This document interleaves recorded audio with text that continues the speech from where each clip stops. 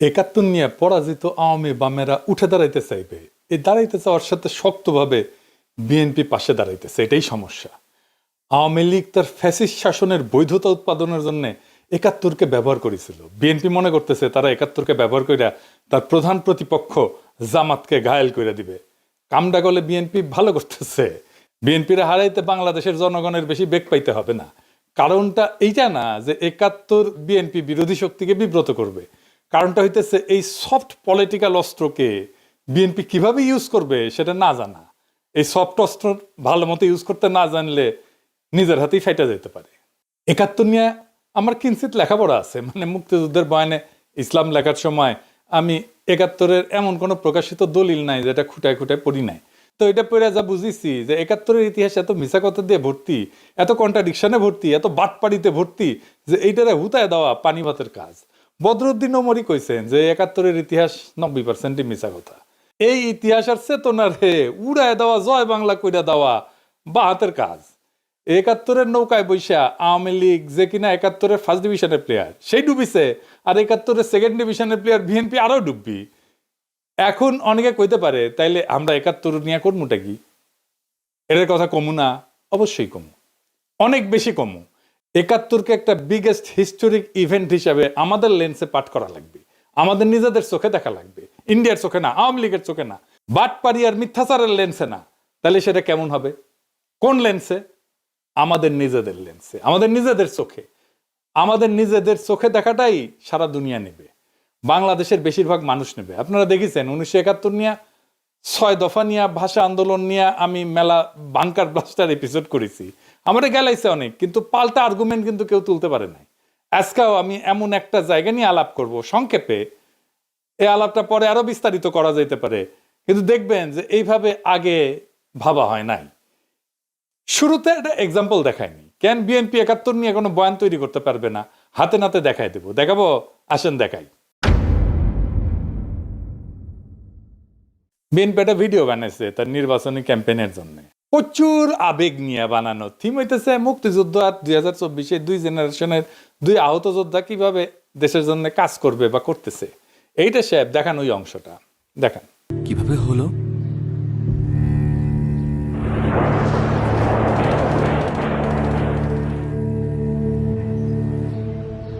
একাত্তর। আর তোমারটা? 24।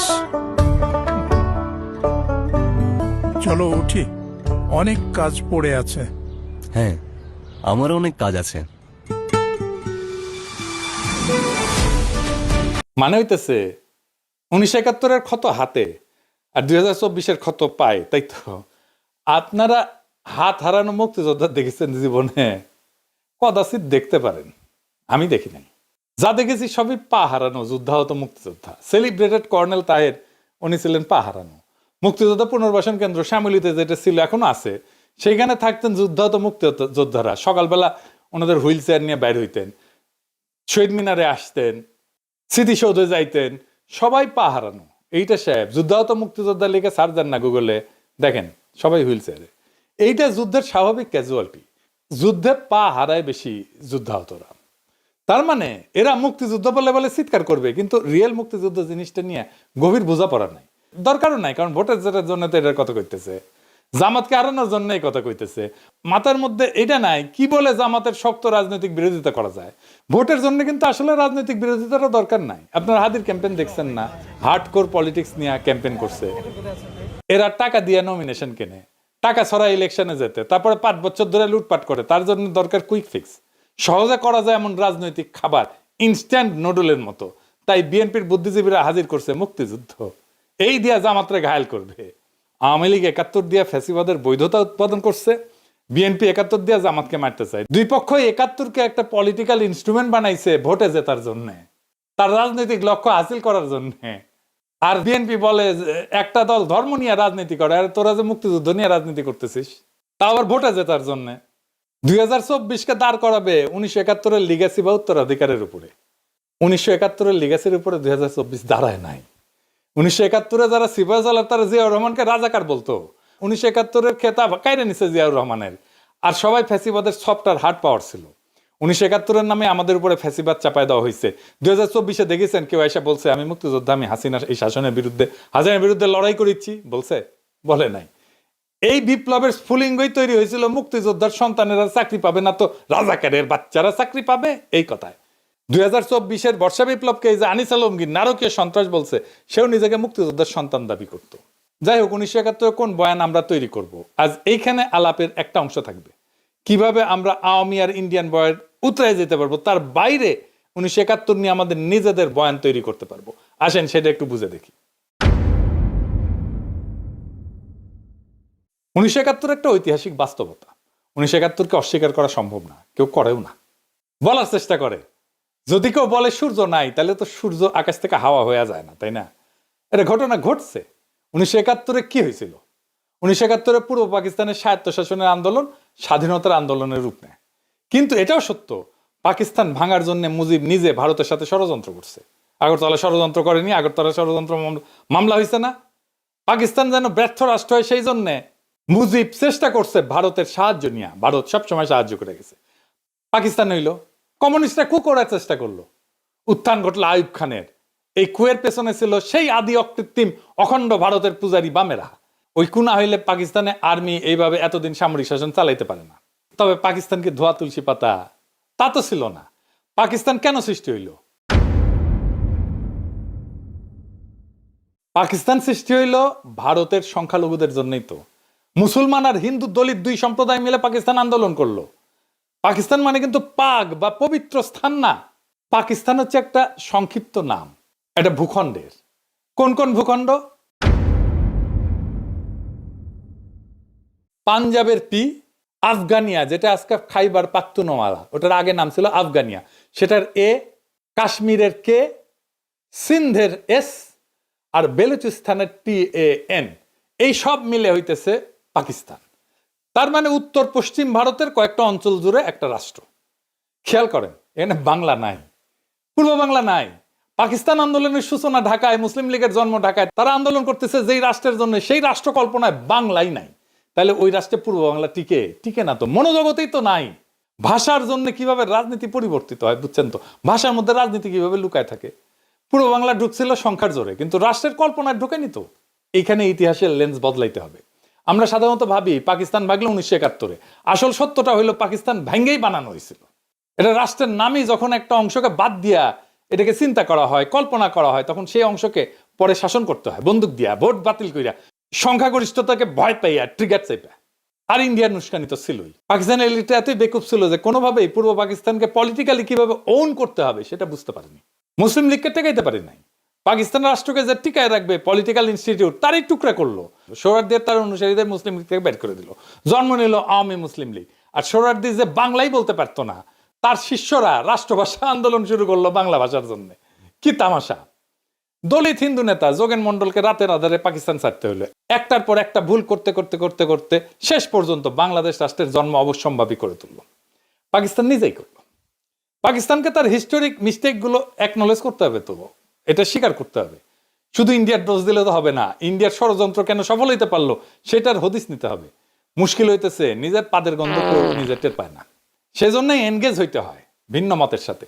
Pakistan truly engage হয়েছে বাংলাদেশের সাথে, বাংলাদেশের ইন্টেলিজেন্সিয়ার সাথে, বাংলাদেশের সিভিল সোসাইটির সাথে, বাংলাদেশের একাডেমিয়ার সাথে, বাংলাদেশের মিডিয়ার সাথে।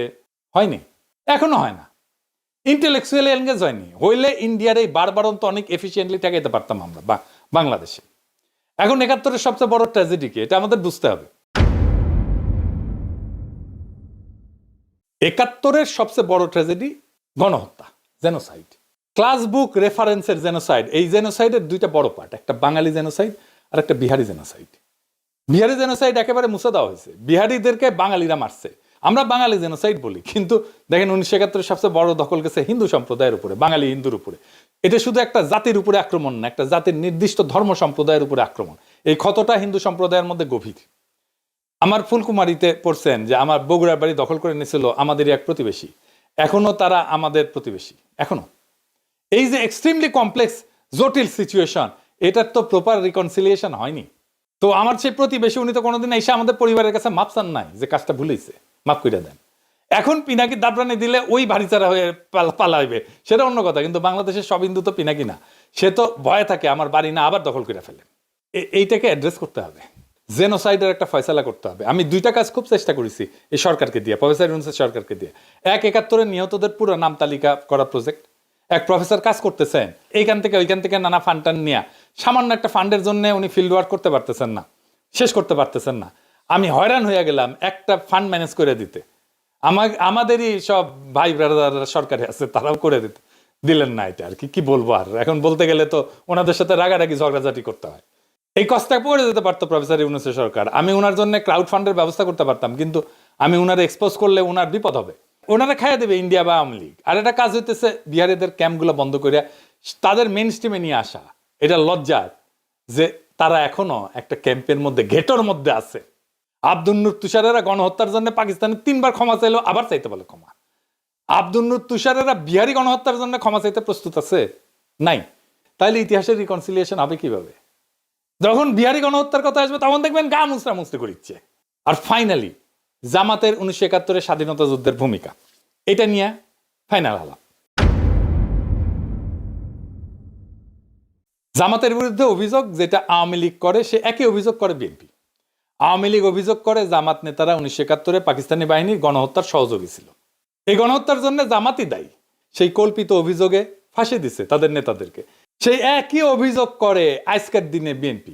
1971 সালে আমরা যে স্বাধীনতার যুদ্ধ করলাম পাকিস্তানিদের থেকে বেরোয় আসার জন্য, তখন আমরা আপনারা শুধু বিরোধিতাই করেন নাই, ওই পাকিস্তান সেনাবাহিনীর সঙ্গে হাত মিলিয়ে গণহত্যা করেছেন। এই কথা বলতে আমার কোনো দ্বিধা হয় না। কিন্তু খালেদা জিয়া সেই বিচার সম্পর্কে কি বলেছিল শুনেন। আমি বলতে চাই, আজকে মুজাহিদি, সাইদি, দেলোয়ার হোসেন সাইদি, কামরুজ্জামান, কাদের মোল্লা, এদের সবাইকে তারা মিথ্যে মামলা দিয়ে গ্রেফতার করে রেখে দিয়েছে। তারা ভেবেছে তারা স্বাধীনতা বিরোধী বলে তাদেরকে গ্রেফতার করেছে। আমি বলতে চাই, আজকে তারা যে অবস্থা করেছে, গোপন চুক্তি করে, স্বাধীনতার পরেও যে গোপন চুক্তি করেছে, স্বাধীনতা বিরোধী শক্তি হলো এই আওয়ামী লীগ, হলো স্বাধীনতা বিরোধী শক্তি, দেশের বিরোধী শক্তি হলো এই আওয়ামী লীগ। আগে তাদেরকে আগে ব্যবস্থা করতে হবে, তবেই এই দেশ নিরাপদ হবে, স্বাধীন হবে। শুনলেন তো, উনি বলছেন মিথ্যা ওগুলো মামলা। আচ্ছা, মির্জা ফখরুল কি বলেছিল শুনেন। আমাদের এই আলেম উলেমা জামাত ইসলামের নেতৃবৃন্দ, আমাদের মাওলানা নিজামী সাহেব, জামান সাহেব, কাশেমী সাহেব, এই পত্রিকার যে প্রকাশক ছিলেন তাকে সহ অনেকে মৃত্যুদণ্ড, সালাউদ্দিন সাহেব সহ তাদেরকে মৃত্যুদণ্ড দেওয়া হয়েছে মিথ্যা মামলায়। শুনেছেন তো, সেও বলে হাম্বা, মানে তারও ওই একই কথা।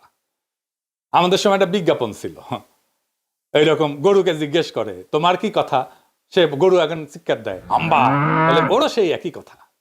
আর এখন বলে স্বাধীনতার পরাজিত শক্তি মাথাচাড়া দিয়ে উঠতেছে, ওদের নস্যাৎ করে গণতন্ত্র প্রতিষ্ঠা করবি নাকি। এবার বলে একটা দল গণহত্যা চালাইছিল, মানে জামাত চালাইছিল গণহত্যা। শুনেন, পাকিস্তানে আন্দোলন করতে মুসলমানরা পাকিস্তানের মুসলমান ভাইদের স্বার্থ রক্ষার জন্য, মুসলিম, তখন আপনাদের নেতা মওদুদি এটা বিরোধিতা করেছিল, ঠিক না? আর আজকে আবার 1971 সালে আমরা যে স্বাধীনতার যুদ্ধ করলাম পাকিস্তানিদের থেকে বেরোয় আসার জন্য, তখন আমরা আপনারা শুধু বিরোধিতাই করেন নাই, ওই পাকিস্তান সেনাবাহিনীর সঙ্গে হাত মিলিয়ে গণহত্যা করেছেন। এই কথা বলতে আমার কোনো দ্বিধা হয় না। জামাত নাকি রাজাকার ছিল, শুনেছেন না? গোলাম আজম রাজাকার, শুনেছেন না? গোলাম আজম রাজাকার ছিল না, পাগলা। গোলাম আজম রাজাকার ছিল না রে বেকুব, ছিল শান্তি কমিটির মেম্বার, ছিল শান্তি কমিটির নেতা। রাজাকার ছিল প্যারামিলিটারি ফোর্স, আমাদের আনসারের মতো। তাদের ড্রেস ছিল, ইউনিফর্ম ছিল, ব্যারাকে থাকতো, রেশন ছিল, আর গঠিত হয়েছিল সাধারণ মানুষকে দিয়া। রাজনৈতিক কর্মী ছিল তারা, মুসলিম লীগ, জামাত না। জামাত তখন এত বড় তৃণমূলের অর্গানাইজেশন ছিল না। আমার কথা বিশ্বাস করার দরকার নাই, বিদেশি নিউজ থেকে রাজাকার দেখেন কারা ছিল, পোশাক আশাক সহ, ওদের দাড়ি টুপি ছিল না, দেখেন। the government has organized a paramilitary force called Razakars.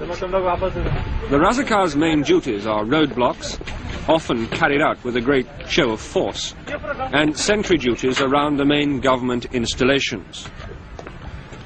Some recruits to the Razakars are students, but many come from the militant wing of the Muslim League, who were responsible for much of the murder and the burning of villages which followed March the 25th. They are all East Bengalis and are paid by the government direct. But no one knows just how loyal they would be to the government if that loyalty was ever under stress. দেখেছেন এই মুসলিম লীগের পুরাটাই BNP ঢুকিছে। Mirza ফখরুলের বাবাই তো মুসলিম লীগার ছিল, পাকিস্তানের মন্ত্রী ছিল। আমির খসরু মাহমুদের বাবা মুসলিম লীগার ছিল। মির্জা ফখরুল দাবি করে তার বাবা 1971 শরণার্থী শিবিরে ছিলেন, একজন পাকিস্তানের মন্ত্রী। মুসলিম লীগ করার লোক কেন ইন্ডিয়া পালাবে 1971-এ? তার উপরে যায় শরণার্থী শিবিরে থাকবে। সুপে চাপে মিলানো যায়? আপনার কমন সেন্স কি বলে? যাই হোক, আমরা ওইদিকে না যাই। জামাতের ভূমিকা ছিল দুইটা জায়গায়, শান্তি কমিটি আর আলবদরে। এখন এই আলবদরকে দায়ী করা হয় বুদ্ধিজীবী হত্যায়। এই দাবিটা প্রমাণ করা মুশকিল অনেক কয়টা কারণে। কে দোষী আমি সেটা ঠিক করব না, আমি দেখাইতেছি রাষ্ট্র কিভাবে মিথ্যা দিয়ে ইতিহাস বানায়। আসেন ওই অংশটুকু একটু দেখি। আমি আলবদর বলছি বলে একটা বই আছে, একজন আলবদর ছিল সেই লিখছে। সে বলতেছে যে তাকে গ্রেপ্তার করা হয়েছিল, জেলে ছিল সে। গ্রেপ্তার করা হইল, তারে ইন্টারোগেট করা হয়েছে, তার কাছ থেকে তথ্য নেওয়া হয়েছে, কিছুই নেওয়া হয় নাই। তাইলে তো তার কাছে কিছু এভিডেন্স থাকতো, বলতেছে আলবদর। কিন্তু আলবদর তো ধরছিলা, তারে জেলেও রাখছিলা, তো তারে ইন্টারোগেট করে তারে তথ্য নাও নেই। সে তথ্যটা ভেরিফাই করো নাই, ক্রস চেক করো নাই কেন? কার দোষ এইটা? আমি আপনাকে ডিসেম্বরে একটা ক্লিপ দেখাই। সেখানে সাংবাদিক, বিদেশি সাংবাদিক বলতেছে ঢাকায় ডিসেম্বরের শুরুর দিকের কথা, এটা প্রত্যেক দিন মুক্তিবাহিনীর সদস্যরা কম করে 5টা রাজনৈতিক হত্যাকাণ্ড করতেছে। শোনেন, There are between 80 and 100,000 Mufti Bahini operating within East Pakistan. And in the last few months, they've blown up 165 bridges, large and small, have damaged 5 cargo boats, including one British boat from Calcutta, have sunk a 1,600-ton jute barge, and have blown up a power substation. And they have committed, in Dakar alone, 6 political assassinations every day. তার মানে ঢাকার মধ্যে শক্তিশালী অবস্থান তৈরি করে ফেলছে গেরিলারা। এইখানে স্বাধীনতার পক্ষের বুদ্ধিজীবীদের ধরে নিয়ে যাইতেছে কয়েকদিন ধরে। কোথায় নিয়ে যাইতেছে সেটাও ফ্যামিলি মেম্বাররা জানে, কিন্তু অনেক ক্ষেত্রেই, মনির চৌধুরীর ক্ষেত্রেই জানে। ফিজিক্যাল ট্রেনিং সেন্টারে নিয়ে যাওয়া হয়েছিল মোহাম্মদপুরে। তো মুক্তিযোদ্ধারা তো অপারেশন চালাবে সেই ফিজিক্যাল ট্রেনিং সেন্টারে, ঠিক কিনা বলেন? তারা ডেলি 5 জন করে মারতে পারে ঢাকায়, আর ফিজিক্যাল ট্রেনিং সেন্টারে হামলা করে উদ্ধার করতে পারে না। উদ্ধার করতে না পারুক, হামলা তো করতে পারতো, কেন করলো না? ঢাকা শহরে মুক্তিযোদ্ধা কি কম ছিল? এখন তো কত মুক্তিযোদ্ধা, সবাই মিলে যদি ওইখানে হামলা করতো। দেশ স্বাধীন হইলে এই বুদ্ধিজীবী পরিবাররা মুজিবের অফিসের সামনে বিক্ষোভ করে। ওইখানে মুজিব আসে। জহিরায়ের বোন ছিল নাফিসা কবি, তাকে উদ্দেশ্য করে মুজিব বলছিল যে অনেকে তো দালালি করে মারা গেছে এই বুদ্ধিজীবী সম্পর্কে। এরা পান্না কাইসাল লিখে গেছে, স্বাধীনতা বিরোধীরা লিখে যায় নাই। জামাতের অনেকে বলে ইন্ডিয়ানরা মারছে। এই বয়ানটা মিলে পাকিস্তানের হামুদুর রহমান কমিশনের রিপোর্টে যখন তারা রাও ফরমান আলীকে প্রশ্ন করে, রাও ফরমান আলীকে জানেন তো এই বুদ্ধিজীবী হত্যার জন্য দায়ী করা হয়। হামিদুর রহমান কমিশনে বলা হয়েছিল বাংলাদেশের সরকার যেন তাদেরকে এভিডেন্স দেয় বুদ্ধিজীবী হত্যার সাথে কারা কারা জড়িত ছিল। পাকিস্তানের কাগজে কলমে হইলেও এটা সদিচ্ছা ছিল, তো করে নাই কেন বাংলাদেশ? এটা তো এখনো করা সম্ভব, যৌথ কমিশন করে অনুসন্ধান কইরা। জামাতে ইসলামকে ক্ষমতায় আসলে এইটার একটা ট্রান্সপারেন্ট তদন্ত করতে হবে। তদন্তে হস্তক্ষেপ করা যাবে না, আন্তর্জাতিক তদন্ত হইতে হবে। বিএনপিও করতে পারে, ক্ষমতায় তো ছিল, করে নাই কেন তদন্ত? 71 নিয়ে 2টা অমীমাংসিত বিষয় আছে, জ্বলন্ত বিষয় আছে। একটা গণহত্যার সংখ্যা, কতজন মারা গেছে, কতজন শহীদ হয়েছে, আর একটা বুদ্ধিজীবী হত্যার দায় কে করছে আসলে। আওয়ামী লীগ, বিএনপি, জাতীয় পার্টি কেউই করে নাই। যদি প্রশ্ন করি যে আসলে তারা তদন্ত করলে এই দায় দেওয়ার রাজনীতি করতে পারবে না, তাই করে নাই। মানিক বন্দ্যোপাধ্যায়ের প্রাগৈতিহাসিক বলে একটা উপন্যাস ছিল, ওইখানে এক ভিখারি, তার পায়ে একটা ঘা ছিল, বিভৎস ঘা। ওই ঘায়ে চিকিৎসা করতো না, কারণ চিকিৎসা করলে ভালো হয়ে যাবে, আর ঘা দেখায় ভিক্ষা করতে পারবে না। তাই আওয়ামী লীগ, বিএনপি এই ক্ষতের কোনো চিকিৎসা করেনি 71 নিয়ে, কারণ চিকিৎসা করলে মুক্তিযুদ্ধের চেতনা বেচা ভোটের রাজনীতি করতে পারবে না। এটাই হইতেছে আসল সত্য। এই যে বিএনপি আওয়ামী লীগের বয়ান নিজের মুখে তুলে নিছে, এর জন্য নিজের আত্মহত্যার পথে গেছে। এটা আমি আপনাদেরকে প্রকৃতি থেকে বুঝাই দিই একটা ঘটনা দিয়ে, মজা পাইবেন। ঘাসফড়িং, ঝিঝি পোকা আছে না, এইসব প্রাণী কেমনে মারা যায় জানেন? এটা তো বুড়া হয়ে মারা যায়। আর একটা মৃত্যু খুবই ভয়ঙ্কর। এই ঝিঝি পোকার পেটে একটা কৃমি ঢোকে, নাম হইতেছে হর্স হেয়ার কৃমি, মানে ঘোড়ার চুলের কৃমি। এডিটর সাহেব, ঘোড়ার আবার একটা হাসি দেওয়া লাগবে, তার চুলের কৃমি, সেটাও একটা বিষয় হয়েছে এপিসোডের, এটা হাসি দেয় না। যাই হোক, ভালোই হয়েছে। এটা লম্বা সুতার চুলের মতো দেখতে, পরজীবী কৃমি, সাধারণত পোকামাকড়ের ভেতরে বড় হয়। এই কৃমির জীবনচক্র শেষ করার জন্য পানির দরকার হয়, এটা মনে রাখেন, আমরা ফিরে আসবো এই জায়গায়। তো এই ঝিঝি পোকা, এই কৃমির ডিম সংক্রমিত পোকা যদি খেয়ে ফেলে, তাহলে এই ডিমটা শরীরে ঢুকে পড়ে ঝিঝি পোকার। এই ডিমটা ঢোকার পরে ঝিঝি পোকার পেট ভেদ কইরা শরীরের ভিতরে ঢুকে যায়। সেখানে আস্তে আস্তে আস্তে আস্তে বড় হইতে থাকে, শরীরের ভিতরে পুরা শরীর খায়া ফেলে। ঝিঝি পোকার শরীরের ভিতরে প্রায় পুরা জায়গা দখল করে নেয় এই কৃমিটা। এই কৃমি এতই বড় হয় যে অনেক সময় এই কৃমির দৈর্ঘ্য ঝিঝি পোকার শরীরের চাইতে কয়েক গুণ বেশি হয়ে যায়। তো ঝিঝি পোকা যা খায় তার পুষ্টি কৃমি শুষে নেয়। ঝিঝি পোকা ধীরে ধীরে দুর্বল, অপুষ্ট, নিয়ন্ত্রণহীন হয়ে পড়ে, অসুস্থ শরীর, দূষিত রক্ত হয়ে পড়ে। সবচেয়ে ভয়ঙ্কর ধাপ হইতেছে, এই কৃমি ঝিঝি পোকার মাথা, মগজ নিয়ন্ত্রণ করে, চিন্তা নিয়ন্ত্রণ করে, মাইন্ড কন্ট্রোল করে। কিভাবে?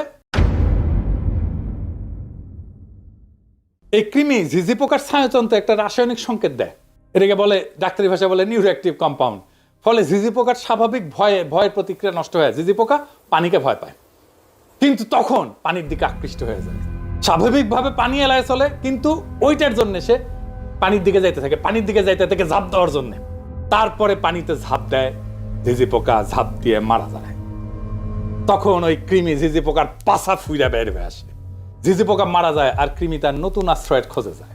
ঝিঝি পোকা হইতেছে বিএনপি, আর ইন্ডিয়ান আওয়ামী লীগ হইতেছে ওই কৃমি, সেকুলার, সেন্ট্রিস্ট, লিবারাল, ডেমোক্রেট কৃমি, যেমন ওয়াকারের পথবালক তাসনিম খলিল, এরা ঢুকিছে। এরা সেই কৃমি বিএনপি ঝিঝি পোকার মধ্যে ঢুকিছে। আর মুক্তিযুদ্ধের চেতনা হইতেছে সেই নিউরোঅ্যাক্টিভ কম্পাউন্ড, সেই ইন্ডিয়ান ন্যারেটিভ, যেটা দিয়ে আওয়ামী লীগ আর ইন্ডিয়া বিএনপির মস্তিষ্ক নিয়ন্ত্রণ করতেছে। বিএনপির মধ্যে তো ইন্ডিয়ান র আছে, আমার কথা না, এটা বিএনপির নেতার কথা, বড় নেতার কথা, আলতাফ ভাইয়ের কথা শুনেন। বিএনপির কিছু লোক আছে যারা নন আননোন না, নূতন না, পুরানা, নন রয়ের এজেন্ট, তারা এই দেশে যদি 100 টাকা কামাই করে, 90 টাকা তারা ইন্ডিয়াতে পাঠায়। এখন বিএনপি ঝিঝি পোকার মতো পানির দিকে ঝাঁপ দিতে যেতেছে। আগামী নির্বাচনে ভরাডুবি হইলে বিএনপির পাছা ফাইটে আওয়ামী লীগের কৃমি বের হয়ে আসবে, পরিপুষ্ট হইয়া। বাংলাদেশে আবার আওয়ামী লীগের পুনর্জন্ম হবে, বাংলাদেশের একটা ট্রু ন্যাশনালিস্ট পলিটিক্যাল পার্টির ধ্বংস কইরা তার ধ্বংসস্তূপ থেকে আওয়ামী লীগ উত্থিত হবে। এইভাবে, ঠিক যেইভাবে মুসলিম লীগ ধ্বংস হয়েছিল, তার মধ্যে থেকে আওয়ামী লীগ বাড়াইছিল। এখন তাই আমাদের বৃহত্তর রাজনৈতিক ফ্রন্ট করা ছাড়া উপায় নাই। বিএনপি শেষ, বাংলাদেশের স্বাধীনতা সার্বভৌমত্ব রক্ষার জন্যই আমাদের লাগবে একটা নতুন ন্যাশনালিস্ট ফ্রন্ট। আগামী নির্বাচনে সেই ফ্রন্টকে আমাদের সর্বশক্তি দিয়ে জয়যুক্ত করতে হবে, না হলে বিএনপি ঝিঝি পোকার পেট থেকে বাইরে হওয়া আওয়ামী কৃমি আমাদের দেশটা আবার ধ্বংস করে ফেলবে। এইটাকে কি আমরা হইতে দেব? কখনোই না। এইটাকে আমাদের থামাইতে হবে, বাংলাদেশ রাষ্ট্রটাকে আমাদের রক্ষা করতে হবে। এটাই জুলাই, এটাই 2024-এর বর্ষা বিপ্লবের শিক্ষা। আমরা বাংলাদেশকে রক্ষা করব ইনশাল্লাহ। ইনকিলাব জিন্দাবাদ।